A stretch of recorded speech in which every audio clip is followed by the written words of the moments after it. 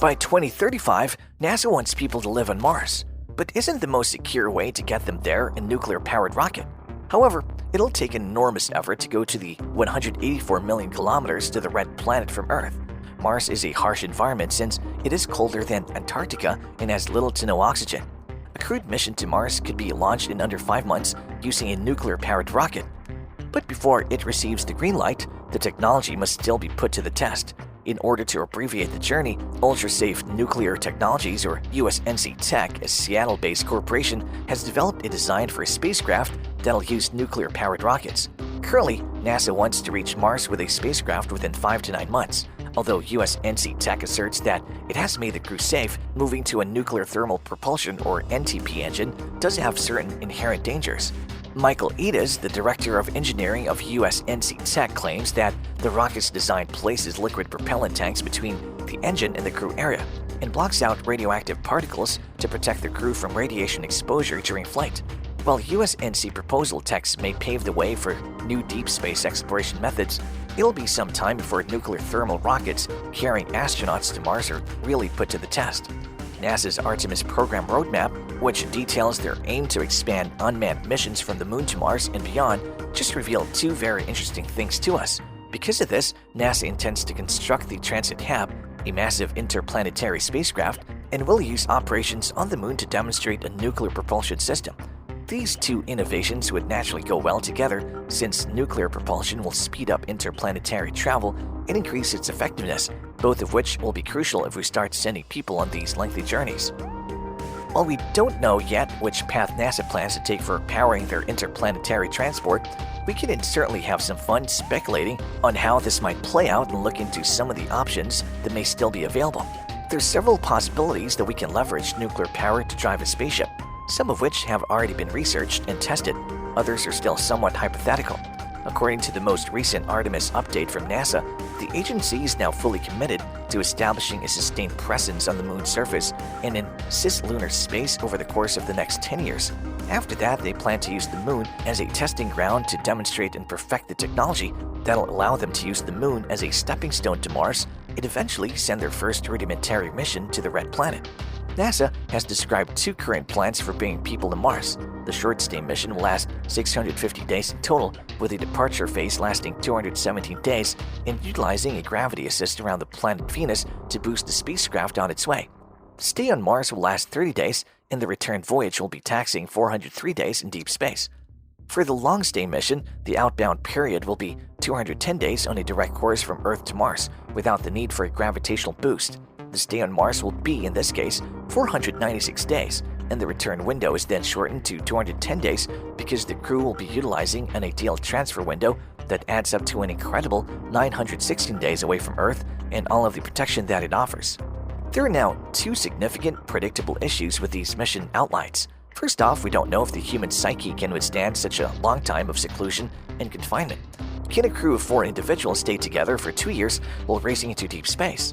There's a lot of radiation in space, but the magnetic field of the planet shields us from it here, and the passengers on board from it as well, so we have no idea what effects this lengthy exposure to deep space will have on their bodies. Since there won't be any artificial gravity on the Mars Transit HAB, even the crew's strict exercise regimen won't prevent them from losing muscle and bone density. These travelers will be at an unprecedented level of risk to their health because of the combination of cosmic radiation and microgravity, which is known to decrease the function of the immune system and essential organs. Getting them there and back faster would be the most straightforward solution to all of these issues. We believe that NASA created these timelines based on the technology that they currently have available because that's the best they can do at the moment. Going back to that timeline for the first crewed mission, it is really that 403-day return trip that stands out as being the most problematic aspect. Looking at the mission design for Artemis 8, we can see that if NASA can stick to their pace of finishing 1 Artemis lunar mission every year, beginning with our first human landing on Artemis 3, which is aspirationally set for 2025, then Artemis 8 should take place around the year 2030. This is our strongest evidence that NASA is working on a nuclear propulsion engine and that they expect to have a working prototype by 2030 because Artemis 8 will be the first 30-day mission for 2 crew members on the Moon's surface, and it'll also include a demonstration of the agency's upcoming nuclear propulsion system. Artemis 12 follows after that. This will have a significant impact. This is when the Transit Mars ship and the Mars 1 human lander with surface subsystems will be delivered to the Gateway Station in orbit around the Moon. Again, based on the timeline, this will be a completed interplanetary ship ready to fly to Mars and should happen 4 years after the first demonstration of the nuclear propulsion system. Why is NASA working to develop nuclear propulsion? Our spacecraft are currently propelled by liquid chemical rocket engines. They have 2 tanks, one containing rocket fuel and the other oxygen, which are pumped into a combustion chamber and then exploded. But the explosion creates exhaust gas, which is accelerated through a nozzle to produce thrust. But they're also incredibly inefficient because it takes an incredible amount of fuel and oxidizer to burn a chemical engine for even a very short period of time. Nuclear thermal rockets use heat produced by a nuclear reaction to operate, giving them the efficiency increase that chemical engines lack. The nuclear energy of the fission would substitute for the chemical energy of exploding fuels in the rocket engine design, but we still need a working fluid of low molecular weight to produce the exhaust gas that'll flow through the nozzle and generate thrust. In this case, that working fluid will be liquid hydrogen, which is fed into the core. By being able to sustain the same amount of energy for twice as long as a chemical engine, the nuclear thermal engine can achieve double its efficiency. Already, we're discussing halving the duration of the crew's passage to Mars, taking into account the strain of their bodies and brains as well as their exposure to cosmic radiation. The negative of this is that the hydrogen fuel must be kept in a liquid condition for the process to function, which requires storing it at a super chilled cryogenic temperature. This requires considerable engineering, but it should be achievable. The atoms in hydrogen can actually flow through solid material, which means that hydrogen might very slowly escape the storage tank by passing through the walls. This is only a problem for long-term storage, but if a long-term Mars expedition is looking at 1,000 days or longer, it could be troublesome.